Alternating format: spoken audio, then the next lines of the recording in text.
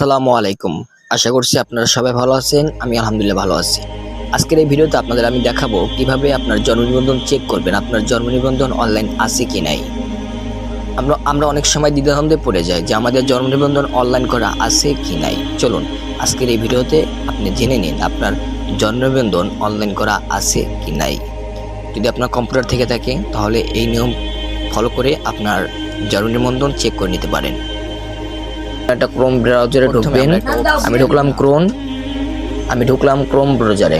ঢোকার পর আপনি এখানে লিখবেন death and birth, death and birth, DEATS, death and birth, birth, date and BRIT, এই ডেট অ্যান্ড বার্থ সার্টিফিকেট। এখানে আসবেন। এখানে আসার পর প্রথম লিঙ্কে ঢুকবেন। প্রথম যে ওয়েবসাইটটি আছে ওইটার ভিতরে আপনি ঢুকবেন।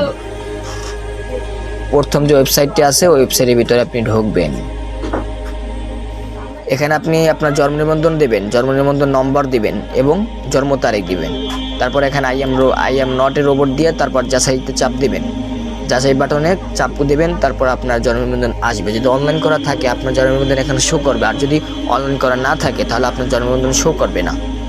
আশা করি ভিডিওটা যদি আপনাদের কাছে ভালো লাগে তাহলে সাবস্ক্রাইব করবেন, লাইক, কমেন্ট, শেয়ার করবেন। আপনার প্রিয় মানুষদের কাছে পাঠাইতে পারেন ভিডিওটা, আদার্স মানুষের কাছে আপনি ভিডিওটা পাঠাইতে পারেন। তো ভালো থাকবেন, সুস্থ থাকবেন। আল্লাহ হাফেজ।